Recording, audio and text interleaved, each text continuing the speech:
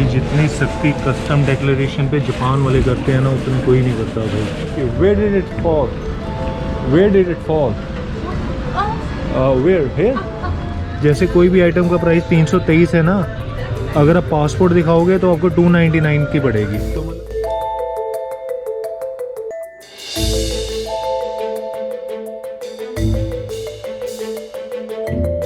चलो जी, बोर्डिंग शुरू हो चुकी है हमारी जापान की। तो भाई जापान जा रहा हूँ मैं दूसरी दफ़ा।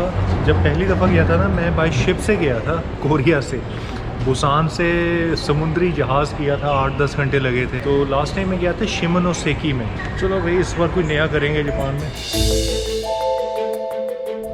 लो जी, स्वागत जापान में, ओसाका में स्वागत है आपका। भाई एयरपोर्ट का जापान का वॉशरूम है, ये वही टेक्निकल चीज़ें। बटन देखो यार कितने लगे हैं भाई, इतने बटन मेरे मोबाइल पे इतने फंक्शन नहीं है, लेकिन हमारे लिए सिर्फ एक काम का बटन है और वो इधर दिया हुआ है, वो है फ्लश का। और इसे लिखा भी हुआ है इंग्लिश में बड़ा फ्लश, ये ज़्यादा पानी, ये कम पानी। भाई यही दो करना है, उधर वाला कोई बटन नहीं दबाना, क्योंकि अगर दबाओगे तो भाई आवाज़ें निकलनी शुरू हो जाती हैं। तो भाई इमिग्रेशन भी हो गई है, एंट्री मिल गई है, 15 दिन का वीज़ा मिल गया। जापान वालों ने स्टिकर भी लगा दिया उसके ऊपर ना, कि मतलब 15 दिन का वीज़ा है। हालांकि वीज़ा पर तो लिखा होता है, लेकिन जो स्टिकर लगाते हैं ना उस पर भी लिखा हुआ है 15 दिन का वीज़ा, ठीक है। और दूसरी बात भाई, जब आप आते हो ना, आपसे यहाँ अराइवल कार्ड पूछते हैं, वो भरना ही पड़ता है। वो आपको यहाँ मिल जाएगा अराइवल कार्ड, उसमें बेसिक डिटेल है, आपका नाम, आपका पता, कहाँ रह रहे हो, कहाँ से आ रहे हो, कौन सी फ़्लाइट से आ रहे हो। बस ये ऐसी बेसिक सी चीज़ें हैं जो आप उसमें अराइवल कार्ड में डालोगे। तो भाई चलो चलते हैं ओसाका में। भाई जितनी सख्ती कस्टम डिक्लेरेशन पे जापान वाले करते हैं ना उतनी कोई नहीं करता भाई। मतलब देखो यहाँ बैगेज सेक्शन है, बैगेज में खड़ा हूँ, लेकिन वहाँ इनके 15 पुलिस वाले खड़े हैं जापान के, और वो हाथ में बोर्ड लेके खड़े हैं कि कौन कौन सी आइटम यहाँ नहीं आनी चाहिए। तो कुछ भी खाने पीने की आइटम भाई अलाउड ही नहीं है जापान में लाना। अगर भाई जान ले आए और पकड़े गए तो भाई बहुत बुरा, चाहे वो खाने पीने की हो, चाहे पैक्ड आइटम हो, चाहे कुछ भी हो। भाई 15 बंदे यहाँ बैगेज सेक्शन पे खड़े हैं। अगर आप इनको मतलब गलत बोल के आगे निकल गए ना तो आगे चेकिंग कर रहे हैं, और अगर चेकिंग में पकड़े गए तो भाई आपका बहुत बुरा हाल होने वाला है। जापान तो बड़ा स्ट्रिक्ट है ना, जापान, ऑस्ट्रेलिया और न्यूजीलैंड, ये कोई इधर भी खड़ी हुई है मेरे। इनसे जो भी है साफ डिक्लेयर कर दो, कुछ भी खाने पीने की चीज़ है। मैंने कुछ एयरपोर्ट से ना अभी लिए थे, कुछ चीज़ें ली थी मैंने खाने पीने की, जैसे कुछ सैंडविच लिया था, पेप्सी पड़ी हुई है मेरे पास, हालांकि एयरपोर्ट से ही है, लेकिन वो भी डिक्लेयर करना पड़ेगा मेरे को। ये देखो यार, हर तरफ ये पीछे भी देखो खड़े हैं, बोर्ड लेकर बड़े हाथ में। ये एक्सपीरियंस मेरे साथ एक बार हो चुका है, जब मैं पहली बार जापान आया था। जब मैं पोर्ट में उतरा था ना, वहाँ भी ऐसे ही खड़े हुए थे बंदे। भाई डिक्लेयर करो। भाई इमिग्रेशन से ज़्यादा खतरनाक कस्टम इनकी हुई है भाई, पसीने निकाल देती है यार, इतनी सख्त चेकिंग है भाई। अगर तो आप खुद डिक्लेयर कर देते हो, ठीक है, करो या ना करो, आपकी चेकिंग होगी बस। डिक्लेयर करने के बाद ना एक काउंटर बने हुए हैं, उस पर 10-12 काउंटर है इन्होंने बना रखे। उस काउंटर में से आप निकलोगे और वो आपकी मैडम, जहाँ भी पुलिस वाला होगा, वो आपका बैग खुलवाएगा, एक आइटम चेक करेगा। मैंने डिक्लेयर कर दिया था, लेकिन फिर भी मेरी आइटम्स चेक हुई हैं सारी बैग की। Thank you. डर लगा रहता है यार कि कहीं ना कहीं कुछ निकल ना जाए अपने आप से, अंदर से यार। जब पुलिस वाले चेक करते हैं तो ऐसे ही लगता है ना भाई। सबसे पहले तो मेरे को यहाँ करना है होटल बुक। तो जी मैंने हॉस्टल अपना बुक करवा लिया है। हॉस्टल मेरे को पड़ा 1700 रुपये का एक दिन का। हॉस्टल तक जाने के लिए ना मैंने यहाँ से ट्रेन बुक करवाई है अपनी, और ट्रेन की टिकट यहाँ टूरिस्ट इन्फॉर्मेशन सेंटर से मिल जाती है डायरेक्टली, आपको कोई ट्रेन स्टेशन जाने की ज़रूरत नहीं है। ट्रेन की टिकट पड़ी है मेरे को 1060 रुपये की, 1060 येन की, जो कि है आपको सिटी सेंटर पहुंचाएगी ये ट्रेन। तो ये जो ओसाका एयरपोर्ट है ना, समुंदर में बना हुआ है। अगर आप देखोगे मैप में, थोड़ा सा आइलैंड सा टाइप है, और आइलैंड के अंदर बना हुआ है ये। और आइलैंड से आपको मतलब यहाँ से ट्रेन जाएगी, मतलब ब्रिज बना होगा उसके ऊपर से, और 1 घंटा लगेगा सिटी सेंटर तक पहुँचने के लिए। और हॉस्टल बड़ा अजीब है यार, उसका चेक इन टाइम है, और बेस्ट हॉस्टल है ओसाका का, वो वाला बुक करवाया मैंने। उसका जो चेक इन टाइम है वो 4 बजे का है। लेकिन आप यहाँ से बस में भी जा सकते हैं, लेकिन बसों का फेयर बहुत ज़्यादा है, 2-2 हज़ार येन आपको शायद देने पड़ेंगे। और ये देखो भाई, रेलवे और फेरी। अच्छा, फेरी भी तो चलती है, बिल्कुल सही बोला यार। मैं आ चुका हूँ, ये नीचे एयरपोर्ट है ना, एयरपोर्ट से आपको 2nd फ्लोर पे आना है, और यहाँ है इनकी रेलवे जापान वालों की, जो कि कहते हैं कि JR ट्रेन्स है ना इनकी, वो यहाँ 2nd फ्लोर से रन होती है। ये देखो रेलवे, ये देखो भाई, आप चाहो तो यहाँ से भी टिकट ले सकते हो। और ये भाई बैगेज स्टोरेज भी होती है यहाँ, अगर आप चाहो तो बैग वैग स्टोर करके घूमने जा सकते हो। JR लाइन पकड़नी है हमको। ये देखो यार, अगर अब टिकट के बारे में कोई पूछना है ना, अगर यही चाइना होता ना, चाइना रेलवे होती, हर डिब्बे के बाद 3-3 बंदे खड़े होते सपोर्ट स्टाफ। तो भाई मेरे को ना ट्रेन कोई चेंज नहीं करनी रास्ते में। ये कांसाई एयरपोर्ट स्टेशन है, यहाँ से चढ़ गए और मेरे को सीधा उतरना है तेनोजी स्टेशन पे। और ये लगेगा 1 घंटा 10 मिनट लगेंगे।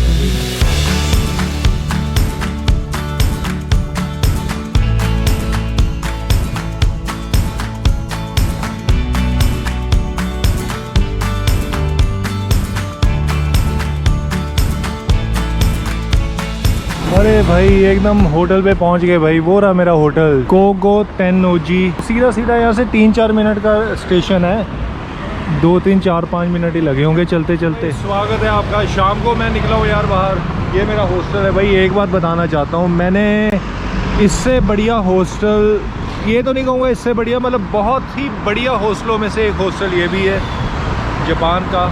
इसका नाम है कोगो हॉस्टल।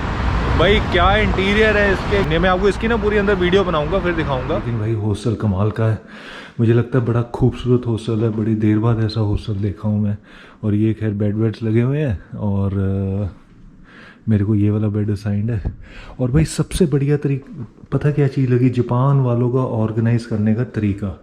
ये मैंने किसी हॉस्टल में ऐसे डिब्बे पड़े नहीं देखे। जैसे मेरा बेड नंबर C है, उसके सामने आप अपने इस डिब्बे में कुछ भी डाल दो, वो आप ही का है। फिर उसके बाद लॉकर्स हैं।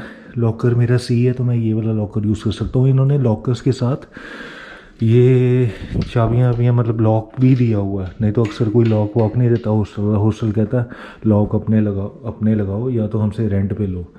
तो भाई ये सारा। और इधर वॉशरूम्स हैं, बड़े जापानी स्टाइल वॉशरूम है भाई। और 2 वॉशरूम्स हैं इधर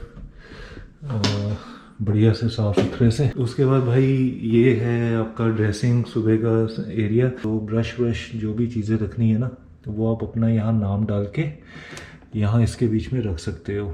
1 2 3 4 5 6 7 8, ये मतलब सबके बने हैं। फिर भाई ये है यहाँ का नहाने का एरिया।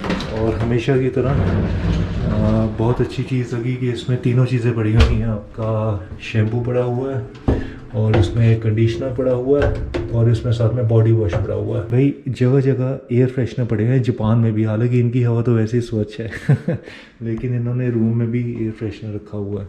तो भाई ये आ गई लॉबी। यहाँ 2 लिफ्ट्स लगी हुई हैं, मैं 4थी मंजिल पे हूँ और यहाँ भी एयर फ्रेशनर पड़ा हुआ है। और इस तरफ कुछ वॉशरूम्स और बने हुए हैं जो आप यूज़ कर सकते हो अपने मुताबिक। ये शावर रूम्स हैं, ये भी बढ़िया है भाई। जेंडर रूम, हर फ्लोर का अपना वाईफाई है, तो यहाँ के लिए अलग वाईफाई है। तो भाई ये इनकी किचन है सारी। और यहाँ भैया ये डाइनिंग एरिया है, नीचे का बैठने का। कितनी शानदार कुर्सियाँ सोफ़े लगे हैं। उधर भी डाइनिंग टेबल लगा, उस तरफ वो डाइनिंग एरिया है लेकिन वो नीचे बैठने के लिए, मतलब यहाँ जैसे जैपनीज़ कल्चर में है ना, नीचे बैठ के लोग खाना खाते हैं, बिल्कुल वैसा है भाई। और ये पीछे मशीन रखी हुई हैं, यहाँ बैठ के आप काम कर सकते हो। भाई कमाल है यार, मतलब सारा हॉस्टल कमाल का था भाई। ये तो मज़ा बड़ा है यहाँ बैठ के। और कौन रखता है टिश्यू पेपर, कोई नहीं रखता भाई ये, लेकिन जापान में मिलेगा सब कुछ। वो उधर किचन है जहाँ से अभी आपको लेकर आए हूँ, वो बैठने का है। और यहाँ कुर्सियाँ सब बैठने के लिए लगी। बाहर बढ़िया सा गार्डन। अब जब रात को शाम होती है ना, लाइटें वाइटें जगती हैं, ये बड़ा खूबसूरत लगता है यार। बाहर से लाइटें हो रही हैं, बीच में पेड़ चमक रहे हैं भाई। एक चीज़ वैसे देखो, साफ़ सफाई देखो यार इनकी। भाई एक ना, मैं बाहर से याद आ गया, हमारे इंडिया की रील बड़ी अभी वायरल हो रही है। एक गोरा अंग्रेज वो इंडिया में ना घरों के बाहर जाके सफाई कर रहा है। वो एक्चुअली हमारे बारे में बड़ी मशहूर बात है। हम घर के अंदर तो बड़ा अच्छा साफ़ सुथरा रखते हैं, लेकिन घर के बाहर हम सत्यानाश करके रख देते हैं। कोई भी बंदा घर के बाहर को इतनी परवाह नहीं करता। वो कहते हैं अपना घर अंदर से साफ़ लगना चाहिए। बाहर गली मल्लों में ऐसी तैसी करी जो कोई फर्क नहीं पड़ता। तो वो गलियाँ मल्ले साफ़ कर रहा है लोगों के, और लोगों को बता भी रहा है कि नहीं भाई, बाहर का एरिया भी आप ही का है, उसको साफ़ करो अब भाई जैसे ये देखो सड़क है यार, बताओ कितनी लाजवाब सड़क है यार। एक चीज़ नोटिस करो, छोटी रोड है लेकिन फिर भी साइकिल वालों के लिए उस रोड पे भी ट्रैक बना रखा है। ये जो ब्लू लाइन है ना, ब्लू एरो बना रखा है, ये साइकिल वालों के लिए ही है भाई। साइकिल और पैदल चलने वालों की इन देशों में बहुत इज्जत है। 7-Eleven मैंने गूगल पे डाला हुआ है Oh, I'm so. Thank you so much. Thank you. Where did it fall? Where did it fall? Where? Here? Thank you so much. Thank you. Thank you. अरे भाई देखा क्या हुआ यार, मेरा डेबिट कार्ड गिर गया था और जापानी ने पकड़ाया यार। वाह शिट मैन, क्या कर रहा हूँ यार मैं। अब उससे भी मतलब मैं इनकी लोगों की तारीफ़ ही कर रहा था अभी, देखो कि कैसे बढ़िया लोग हैं, कैसे ऑर्गेनाइज, कितने पोलाइट है और कितने बढ़िया। और उन्हीं का एक एग्जांपल, लाइव एग्जांपल देख लो यार।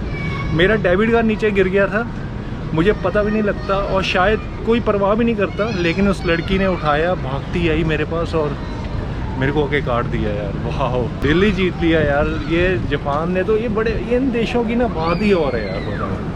मतलब ये देखो एक ये स्ट्रीट है बनी हुई, ये कुछ खास ही है क्योंकि इतनी बड़ी ये बना रखी है इन्होंने, क्रॉस वॉक।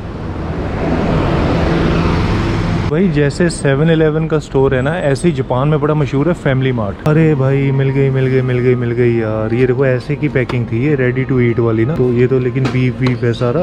खुशखबरी की बात है कि वेजिटेबल कड़ी तो मिल चुकी है। ये देखो ये पूरी वेजिटेबल कड़ी है और साथ में लेने हैं मेरे को चावल भी मिल गए। देखा मैं कह रहा था ना 3 वाले चावल हैं। वेजिटेबल कड़ी मिली है बस मेरे को। और जो चावल है ना भाई, 3 का पैक पता कितने का है? 800 येन का। मतलब 3 का वो पैक 500 रुपये का हो गया यहाँ। मैं तब के टाइम में पिछले साल आया था, एक पैक 80 रुपये का था, 240 रुपये के 3 थे। मतलब अब 500 रुपये से भी ज़्यादा 3 पैक। और ये जो वेजिटेबल कड़ी है ये मैं लेकर गया था, 200 येन की थी तब, और आज 332 येन की है। अब मैं पता क्या कर रहा हूँ, मैं जा रहा हूँ फैमिली मार्ट में, क्योंकि 7-Eleven के पास स्पिनिक कड़ी मतलब पालक पनीर नहीं मिला, ठीक है। तो शायद फैमिली मार्ट के पास हो, और उसके भी चावल का रेट पता करते हैं कि वहाँ चावल कितने के हैं। अरे मैं फैमिली मार्ट कर रहा हूँ, मेरे पीछे इतनी बड़ी मार्केट है यार। अरे स्किटल्स तो नहीं है, ये मेरी फेवरेट है यार, स्किटल्स हैं ये, है ना।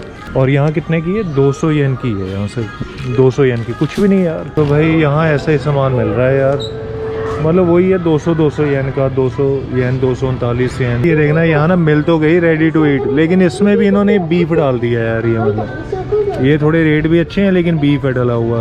ये 200 का ये बीफ है, ये चिकन है, ये पोर्क है। और भाई चावल यहाँ वाकई महंगे हो गए हैं यार। हाँ ये देखो भाई ये 600 का है यार। ये ले लेते हैं फिर, अपने 3 पैकेट हो गए और एक वेजिटेबल कड़ी अभी हो जाएगी। यहाँ 4 अंडे हैं 160 के, मतलब ये हो गए 80-90-100 रुपये के 4 हो गए, मतलब 25 रुपये का 1 अंडा हो गया। भाई एक नई चीज़ आज मुझे जापान में मैंने देखी है, ये मिल्क वाटर है भाई। पानी जैसा है लेकिन, मतलब दूध जैसा है लेकिन पानी है। और भाई ये भी मैंने पिया हुआ है जिंजर वाले, ये बहुत बढ़िया है, कैनेडा ड्राई का। ये 2 भुट्टे हैं 200 येन के मतलब 120 रुपये का 2 पीस, मतलब 60 रुपये का 1 पीस हो गया। ये कभी चीज़ और पता लगी है, जितनी भी स्टोर में आइटमें है ना, ये टैक्स रिफंडेबल है। मतलब फॉरेनर को टैक्स नहीं लगेगा इन किसी भी आइटम पर। मतलब जैसे कोई भी आइटम का प्राइस 323 है ना, अगर आप पासपोर्ट दिखाओगे तो आपको 299 की पड़ेगी। तो मतलब जो टैक्स रिफंड नहीं होता जो दूसरे देशों में फॉरेनर टूरिस्ट को देना अलाउड नहीं है, तो मतलब ये वही चीज़ है। जैसे 410 की चीज़ है, अगर आप पासपोर्ट दिखाओगे तो आपको 379 की पड़ेगी। तो ये टैक्स रिफंड मिल जाएगा मतलब इसी दुकान पे तुरंत हाथों हाथ, मतलब एयरपोर्ट जाने की ज़रूरत नहीं है। तो भाई ये था स्टोर जहाँ से मैंने अभी शॉपिंग की। ठीक ठाक ही था यार प्राइस। जैसे हर शहर में होता है ना कि बड़े बड़े ब्रांड के साथ कोई देसी स्टोर भी होते हैं, कोई लोकल कंपनियों के, वो अपना सामान बेचना चाहिए, वो वही चीज़ है भाई। तो भाई ये जापान की बसें, इनको देख के ये याद आ गया, इसकी जो टिकट है ना वो 1 राइड की है 240 येन की, ठीक है। कहीं भी बैठो, कहीं तक भी जाओ, आपको 240 येन देने पड़ेंगे।